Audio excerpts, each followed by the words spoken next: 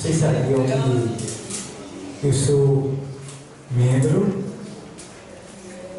auxiliar, diácono, presbítero, evangelista, missionário, pastor e conservo seu e servo de Cristo.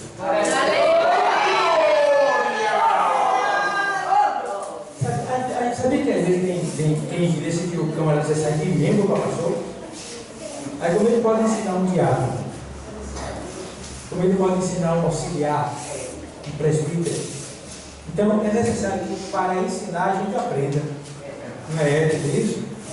Então, quando alguém me chama, ei irmão, eis-me aqui. Ei diácono, eis-me aqui. Tudo isso eu sou da igreja. Entendeu? Eu já vi uma vez eu encontrei com um senhor que eu botei intimidade com ele desde jovem, aí eu encontrei com ele, aí eu disse que ele é pastor, né? E eu tinha encontrado ele e disse, ô irmão Carlos, eu ainda sou pastor. Eu disse assim, tá bom. Mas meu nome é Dauro, viu? Então pessoal, eu quero ler um texto da Bíblia aqui que se encontra. Esse texto, eu falo muito sobre ele, né? Eu costumo mencionar esse texto, mas, como sempre tem novo convertido na igreja, se bem que não é só para novo convertido, é para toda a igreja esse texto de Lucas, o Evangelho 11 e 24, esse versículo eu fiz eu disse, Deus, eu quero aprender a pregar, e quero que o Senhor me faça lembrar dos versículos. Aí eu fiz umas 40 vigílias na igreja, lá no Alto do Buriti, onde a nossa igreja é sede. Fiz umas 40 vigílias, alguns jejuns, e disse, meu Deus. E passei a exercer o evangelismo, né? E o primeiro versículo que o Senhor me fez gravar foi esse versículo que eu me lembro.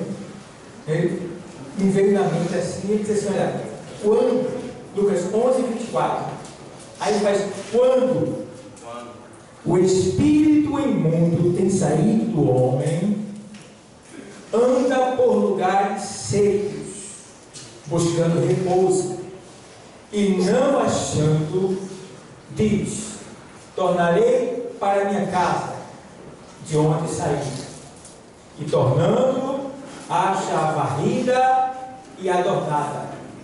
Então, vai e leva consigo outros 7 espíritos piores do que ele, e entrando, habitam ali.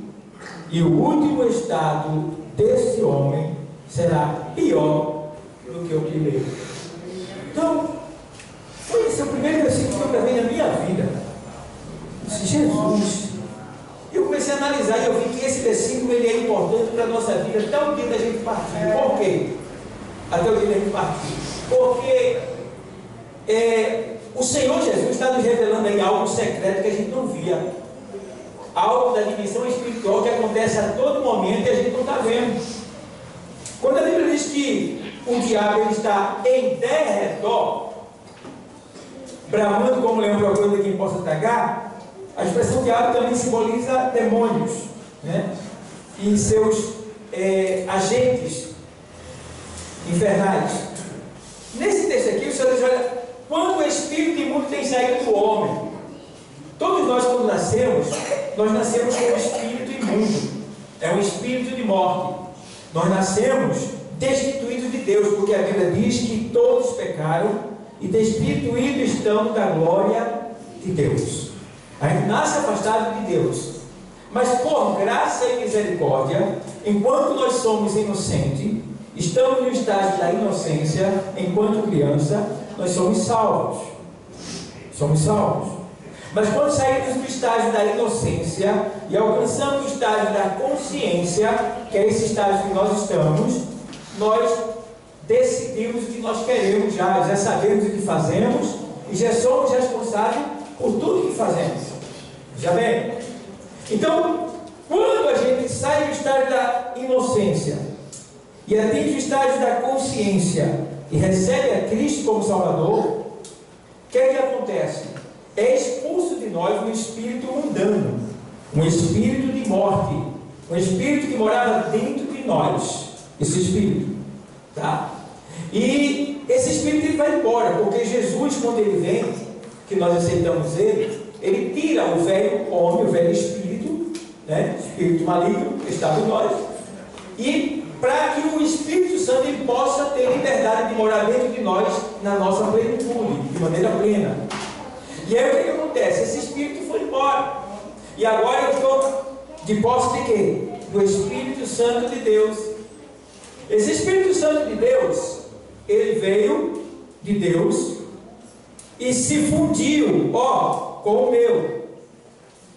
Então ficou o Espírito de Deus e o meu espírito humano, que deseja Deus, uma partícula de Deus. Para os dois, o espírito do homem humano e o espírito de Deus, eles dois possam resistir aos impulsos que a carne vai mandar para a alma, né? Os desejos da carne, que condenam a alma. Então, com o Espírito de Deus, o meu espírito fica mais forte. Aproveitando que o Senhor diz assim: o Espírito da verdade está, mas a carne é. Então, entende bem. Ele estava dizendo ali: olha, seu espírito agora está fortalecido, está pronto. Aleluia, Deus. Mas a sua carne, ela ainda é fraca, quer dizer, ela cede facilmente ao desejo de baixo, aos desejos mundanos. Ele diz lá, usando o apóstolo Paulo na carta aos Gálatas 5:16, ele diz assim: digo, porém, andai em espírito, e não cumprireis a concupiscência da carne, que é os desejos carnais. Porque ele diz que o espírito e a carne militam contra si, um contra o outro, para que não façais o que quereis. Ele diz lá. Então, quando a gente vê esse texto aqui, lá em João 3, João 3:63, o Senhor diz assim: olha, o Espírito é o que vivifica, a carne para nada presta. Veja bem. Então, aqui nesse texto, a gente aprende que o Senhor está dizendo: ei, de você saiu um espírito de morte, um espírito maligno. E o texto diz, quando o espírito imundo tem saído do homem no sentido genérico, homem e mulher, anda por lugares secos. Lugares secos quer dizer, ele vai buscar outros corpos, outras pessoas, outros lugares secos, né? Anda por lugares secos, buscando repouso. Só que, quando o espírito do mundo estava em nós, alguns gostavam de beber cachaça, cerveja, outros gostavam de se prostituir, outros adulterar, outros amavam chamar pornografia, né? Mentira e outras coisas mais que ele estava acostumado naquele corpo fazer. A pessoa já gostava, já estava habituado a fazer, porque aquele espírito que estava ali já tinha domínio sobre aquela pessoa. Mas quando ele foi expulso, ele procura uma pessoa que tem aquele mesmo prazer, mas ele não encontra, porque cada pessoa já tem um espírito dentro dela. Ou mora Deus, ou mora o diabo. Não tem meio termo, biblicamente falando. Eu não vou falar isso lá fora, mas aqui dentro tem autoridade para falar que não existe meio termo. Ou você serve a Deus, ou você serve ao diabo. Ou Deus mora dentro de você, ou o diabo mora dentro de você. Não tem meio termo, não tem em cima do muro. Essa é a verdade. Anda por lugares secos, buscando repouso, e ele não achou. Ou seja, o antigo morador que estava em nós, ele ainda não achou alguém como eu, como você, aonde ele morava, para fazer o que ele gostava. Por quê? Ele se alimenta daquilo que é mal, que a gente fazia. E aí o que ele faz? Ele diz: tornarei para a minha casa de onde saí. Qual é a casa? Esse corpo, o seu corpo. Ele vai voltar. Ele quer voltar, ele quer entrar na casa dele, de onde saiu. E voltando, acha adornada, varrida e adornada. O que é que acontece? Quando eu estou com o Senhor, zelando pelo Espírito Santo, estou perto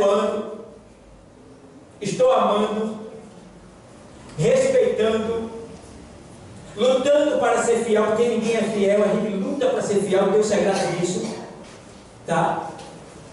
Quando eu estou realmente cumprindo com aquilo que Deus manda que eu faça, quando eu estou lutando contra mim mesmo para servir ao Senhor, ainda que eu tropece, mas eu me levanto e digo: Senhor, me perdoa, me ajuda. E aí o que acontece? Esse espírito vem, o antiparador, e ele fica observando eu e você. Ele só precisa de uma brecha. O diabo não precisa de porta, tá? Ele só precisa de uma brecha. Que brecha, pastor? Uma mentirinha que você sentiu prazer nela, uma pornografia, uma falta de perdão. São coisas pequenas que deixa bem claro no mundo espiritual que nós estamos servindo ao diabo e não a Deus. Veja que o diabo diz para o Senhor: se tu se curvares diante de mim, eu te darei toda a glória. Vê só se curvar. O que é se curvar, irmão? O que é se curvar? Mas isso aí caracteriza um grande pecado de adoração, de idolatria, e o Senhor perderia. O que é comer um fruto, irmão? Um fruto. O fruto deu um pecado nele, causou uma... Não. Mas ele fez o quê? Desobedeceu e pegou um fruto que não era para pegar. Então, são pequenas ações, pequenos comportamentos que abrem uma porta para a maldição entrar e destruir a nossa vida. Está entendendo? Mulheres que maltratam o marido que maltrata a mulher, mulheres grossas, ásperas, que não respeitam seu esposo que também não respeitam sua esposa, amigos que não se respeitam, que detratam a imagem. Porque quando eu digo que você é feio, eu estou dizendo que Deus é feio. Então a gente não pode dizer para alguém que é de Deus que ele é feio, se o Senhor disse que eu faço vocês conforme a minha imagem, conforme a minha. E aí? Eu estou dizendo que Deus é feio. Então eu estou amaldiçoando a criatura de Deus. Então a gente precisa ter cuidado com nossas palavras, com nossas ações, com o nosso comportamento, porque esse espírito antigo está querendo essa oportunidade para entrar em mim e em você de novo, tá? E aí ele precisa ter cuidado. Aí, e voltando, acha a barriga adornada. Então, se ele voltar e encontrar você lendo Bíblia, perdoando, amando, louvando, servindo, se entregando completamente ao Senhor, lutando para ser obediente, a porta está fechada, não tem como ele entrar. Ele vai continuar todo rodando, querendo uma brecha que você não está dando. Mas se ele volta e encontra você falando mal de A, falando mal de B, criticando A, criticando B, com ódio de A, com ódio de B, com grosseria com A, grosseria com B, porque, irmãos, tem uma coisa que eu acho horrível: é um crente grosso, áspero, que não sabe falar, que não sabe se expressar, que não sabe tratar. Isto é horrível, horrível. Isso chega a ser nojento, porque a Bíblia, ela nos ensina a ser professor, ela nos ensina a ter uma linguagem erudita. A Bíblia nos ensina a falar bonito, ao ponto de você ser analfabeto, chegar no lugar e dizer: você é muito conhecedor, é muito instruído, você é muito educado, porque a Bíblia nos faz ser assim. Quando eu leio ela, quando eu busco a palavra de Deus, ela me molda, me transforma e me faz ser excelente. Então a gente precisa dar lugar à palavra de Deus dessa maneira. E voltando a essa barriga adornada. Então, o que é uma casa barriga adornada? É ele chegar e você maltratou tanto o Espírito Santo que o Espírito Santo se afastou de você. Porque o Senhor diz: não entristeçais o Espírito Santo de Deus, no qual estás selado para o dia da redenção. Efésios 4, 30, 31 na sequência. No 29 de 4 de Efésios, ele diz: não saia da vossa boca nenhuma palavra torpe, a não ser aquela que seja boa e agradável, que promova o crescimento e a edificação daqueles que a ouvem. Toda palavra que sai da minha boca, em relação a A, em relação a B, em relação a C, tem que ser agradável, tem que ser boa. Se não for boa, eu tenho que engolir ela e dar descarga com ele. Então, devemos ter esse cuidado, devemos ter esse dedo. Então, se ele volta e encontra eu dessa maneira, agindo incorretamente, no sentido espiritual, na dimensão espiritual, eu estou totalmente perdido. Então, ele vai e entra. E entrando, aí assim, e voltando a essa barriga adornada. Então, ele vai e leva consigo outros 7 espíritos piores do que ele. Pessoal, o bicho foi expulso, só tinha um dentro de você. Mas agora ele vai voltar e ele diz: vou entrar sozinho não, que eu perdi a batalha. Eu perdi, lá dentro já tem anos. Não, vou buscar 7 amigos meus. E ele busca 7 amigos dele. Diz o texto, piores do que ele. Para quê? Para resistir, se caso ele tem que voltar novamente. Por isso que triste dificilmente é trazer um afastado. É mais fácil trazer um ímpio, um macumbeiro, alguém de uma seita, do que trazer um afastado. Eu vim conversando no Uber que todos os motoristas evangelizam. Vim conversando no Uber, esse último que eu vim agora, esse não o outro, sexta-feira, ele era a Bíblia, afastado. E aí ele disse: mas eu não estou com 7 não, viu, irmão? Eu disse: tá bom,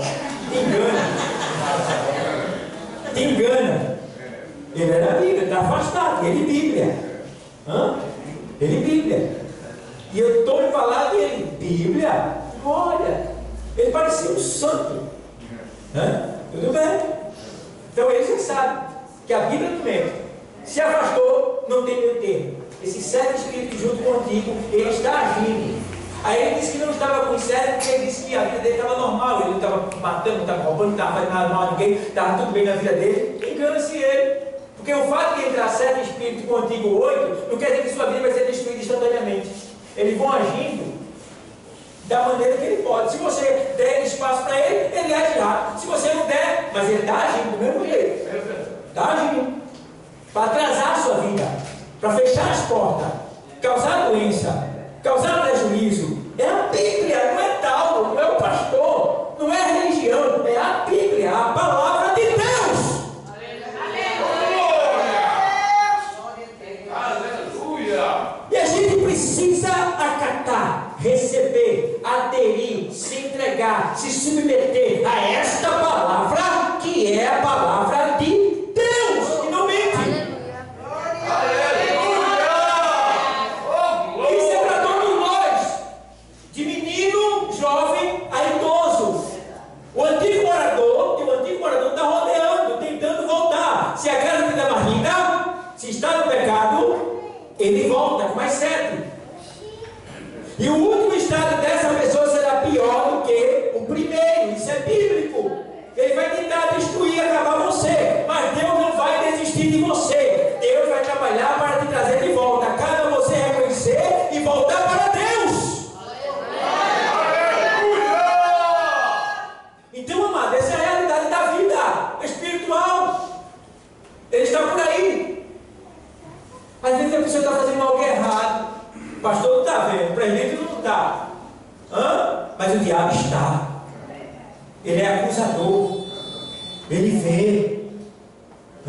Ele não é onipresente, mas ele tem uma rede de informação mundial que está em todo lugar. O diabo não é onipresente, só Deus que está em todo lugar. Mas o diabo está em todo lugar, representado pelos seus demônios, seus agentes infernais. Vendo que você mais gostava quando se converteu. E tu querendo você, que se você voltar, ele tem acusação contra você. Ele tem algema. As algemas do diabo são as suas acusações em relação ao pecado que ele comete. Quando você comete o pecado, quando você desobedece a Deus, quando você vive indo contra a palavra de Deus, você está algemado pelo diabo. Não tem poder. Não tem poder. Perdeu a autoridade. Então, amados, entende bem. Deus está falando isso aqui hoje, usando essa palavra, porque tem pessoas que estão aqui dentro, outros que estão nos assistindo ali no YouTube, que elas estão dando brecha. E se o bicho ainda não entrou, ele está perto de entrar. Mas Deus está te avisar nesta noite, nesse dia de hoje, para que você se cuide. Porque o arrebatamento está bem próximo. E a gente tem que estar preparado com o coração limpo. Se bem que o nosso coração não é limpo, mas a palavra, ela purifica o nosso coração. Então a gente deve dar ouvido, lugar à palavra, lutar contra a gente mesmo, porque meu maior inimigo sou eu sou uma praga, eu sou um triste, eu sou um peste, eu sou um miserável, eu não presto para nada, e tu também não, tá? Quem é ruim é tu mesmo. Foi o Senhor que disse. Ele disse: se vós sendo maus, o Senhor diz assim, né? O Senhor diz a Jeremias: enganoso é o coração, coração mais que todas as coisas, ele perverso. Quem o conhecerá? Por isso que o Senhor diz em Provérbios: filhinho, dai-me o teu coração. O Senhor fica pedindo o nosso coração. Me dá o teu coração, esse coração podre. Porque o Senhor disse, olha, que do coração procede furto, adultério, morte, mentira. Só o que não presta dentro do coração. O Senhor diz, fala o seguinte: filhinho, dai-me o teu coração. Ei, me dá teu coração, quer dizer, me dá tua mente. Ei, me dá tua mente. Me dá tuas ideias, teus pensamentos, me dá. Ou é tão podre que tu não pode me dar? Lá é abaixar a mão, ei, eu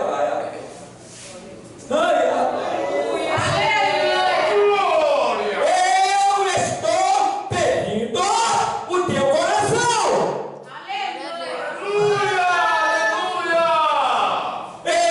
Eu estou pedindo o teu coração.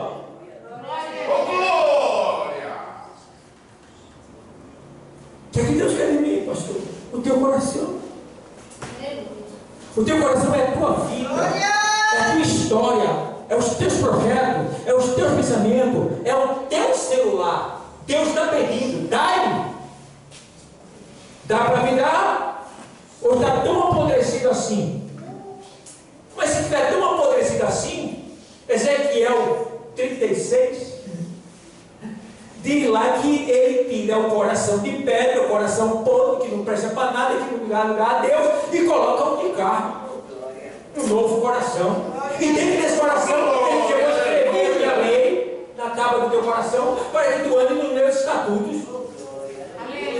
Então, nesse dia de hoje, o Senhor tem uma palavra para você: me dá o teu coração, enquanto da terra. Que Deus te abençoe.